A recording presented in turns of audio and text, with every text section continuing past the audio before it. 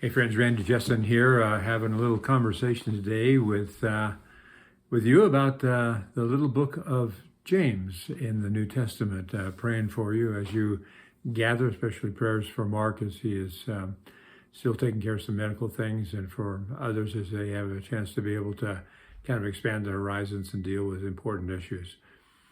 As we think together about the book of James, James is a very interesting book. It's brief. It's relatively short. It's only 5 chapters, so it's easy to sit down and read. In fact, the very best way to study the book of James is to sit down and just to read it all at once. It's just a few pages long, and to get a flow for get a feel for the flow of the book. James is one of the books in the New Testament that we call a general epistle. So a general epistle is an epistle. It's a letter. Epistle simply means letter. It's a letter that's written to the general population, to the general church. It's not written to a specific church like many of Paul's letters. Many of Paul's letters are written to like individual churches or to individual people. So they are pastoral letters. This is a general letter, and it is one of the letters that's incorporated along with 6 other general letters toward the back of the New Testament. So you have 1st and 2nd Peter, you have 1st, 2nd, and 3rd John, you have the book of Jude, and they make up the continuity of what we call the general epistles. Now they end up in the back of the New Testament for an interesting reason. Martin Luther and others through the years, as they were ordering the New Testament, putting things together, they said, well, the Gospels are important, so they should come up front.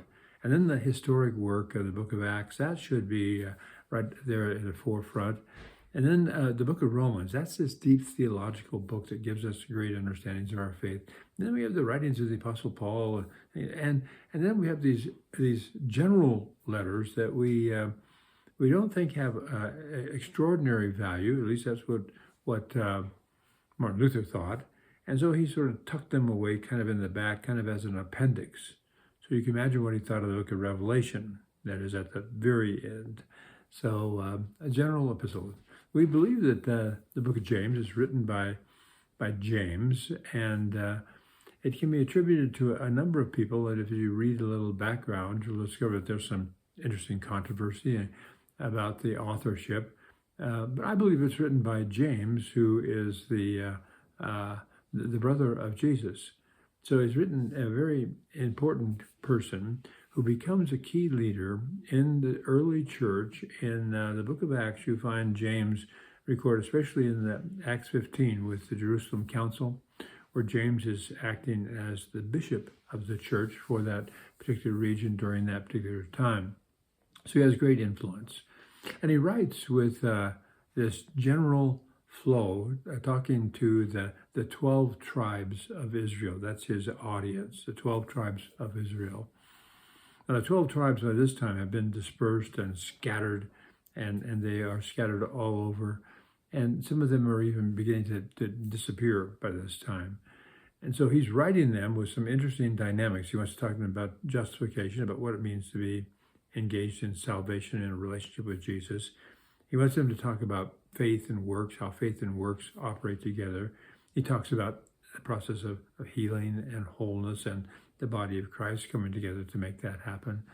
So read it as a full flow of information, and then come back and take a quick snapshot at the various sections.